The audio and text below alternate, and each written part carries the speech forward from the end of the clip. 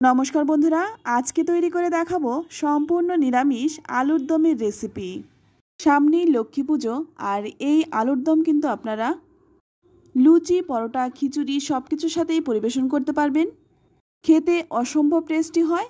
চলুন তাহলে দেখে নেওয়া যাক। এখানে আমি 6 থেকে 7টা আলু নিয়ে নিয়েছি। আপনারা আপনাদের পছন্দ অনুযায়ী আলুটা নিয়ে নেবেন। তো আলুগুলোকে ভালো করে খোসা ছাড়িয়ে তারপর ধুয়ে নিয়েছি। এবার একটা আলু আমি মাঝখান থেকে 2 টুকরো করে নেব। তো এইভাবে দেখুন 2 টুকরো করে নিলাম। তো এখন আমি কিন্তু সবগুলো আলুই 2 টুকরো করে নিচ্ছি। আর আলুগুলো কেটে আমি জলের মধ্যে রেখে দিলাম। এতে করে আলুটা কিন্তু কালো হয়ে যাবে না। তো জল থেকে দেখুন আমি আবারও কিন্তু প্লেটে তুলে নিলাম। এবার একটা চামচের পেছন দিয়ে আমি আলুটার মাঝখান থেকে কিছুটা আলু তুলে নিচ্ছি। তো প্রথমে হয়তো আপনাদের একটু অসুবিধা হতে পারে, তারপর কিন্তু 2-1টা করলে কিন্তু আর অসুবিধা হবে না। তবে খুব বেশি কিন্তু পাতলা করতে যাবেন না, নইলে কিন্তু আলুটা ভেঙে যেতে পারে।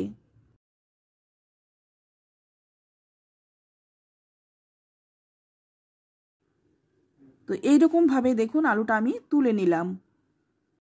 তো একই রকমভাবে আমি সবগুলোর আলুই কিন্তু কেটে নিচ্ছি।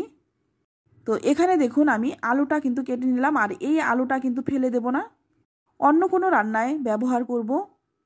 তো এখানে দেখুন সবগুলোই আলুই কিন্তু সুন্দরভাবে কেটে নিয়েছি।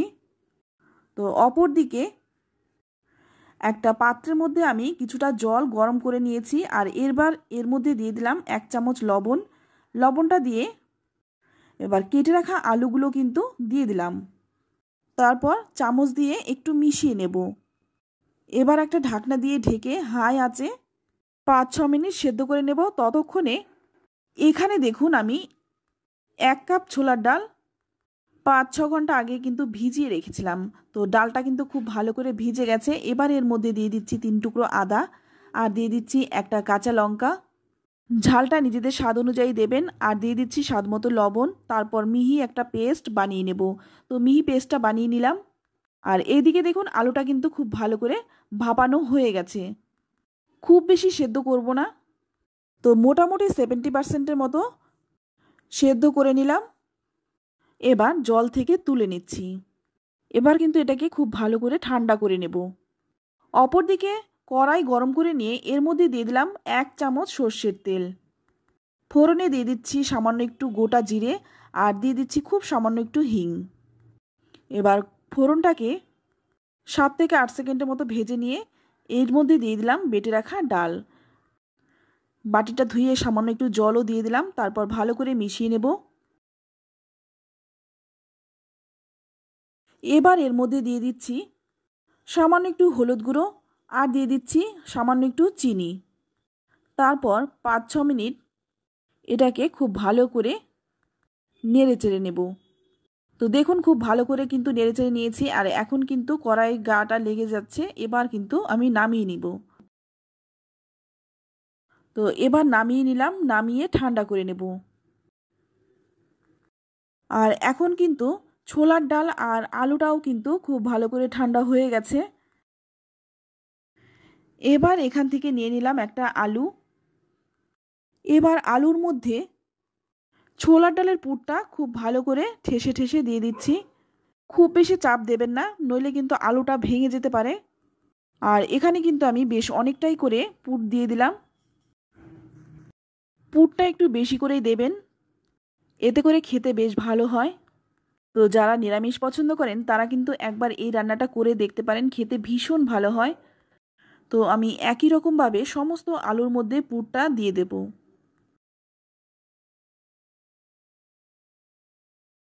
সবগুলো আলুর মধ্যেই কিন্তু পুরটা দিয়ে দিলাম। আর এখন কিন্তু আলু থেকে পুরটা কিন্তু আর বেরিয়ে যাবে না। এবার সম্পূর্ণ রান্নাটা করার জন্য কড়াই গরম করে নিয়ে এর মধ্যে দিয়ে দেব বেশ কিছুটা সর্ষের তেল। রান্নাটা আমি সর্ষের তেলে করছি, আপনারা চাইলে সাদা তেলেও করতে পারেন। তেলটা গরম হয়ে গেলে যে দিকটা পুর ভরা সেই দিকটাকে নিচে রেখে আলুগুলো দিয়ে দেব।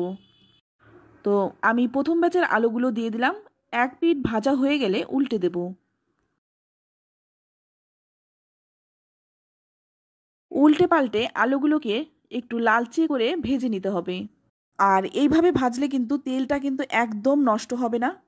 প্রথম ব্যাচেরগুলো ভেজে তুলে নিলাম, এবার দ্বিতীয় ব্যাচের আলুগুলো একইভাবে ভেজে তুলে নেব।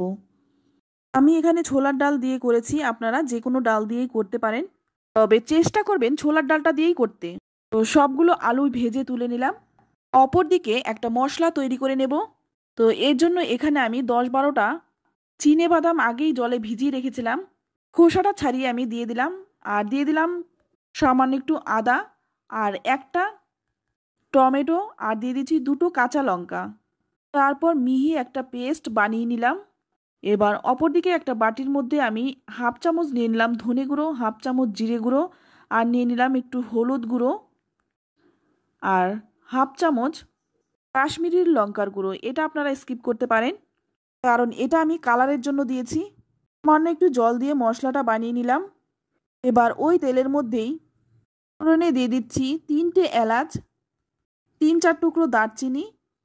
ফোড়নটাকে কয়েক সেকেন্ড ভেজে নিয়ে এর মধ্যে দিয়ে দিলাম বাদাম বেটে যেই মশলাটা তৈরি করে রেখেছিলাম সেই মশলাটা।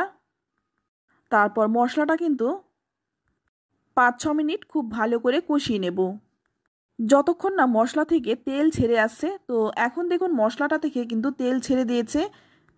এবার এর মধ্যে দিয়ে দিচ্ছি পরে যে মশলাটা আমি তৈরি করে রেখেছিলাম সেই মশলাটা। তো এবার মশলাটা একটু নেড়েচেড়ে নিয়ে এর মধ্যে দিয়ে দিলাম স্বাদ মতো লবণ, আর দিয়ে দিলাম সামান্য একটু চিনি। চিনিটা দিলাম স্বাদটা ব্যালেন্সের জন্য, কারণ নিরামিষ রান্নায় চিনিটা একটু দিলে স্বাদটা ব্যালেন্স হয়। তারপর 7-8 মিনিট সময় নিয়ে মশলাটাকে খুব ভালো করে কষিয়ে নিলাম। মশলাটা কষানো হয়ে গেছে। এবার এর মধ্যে 1 বাটি জল দিয়ে দিলাম।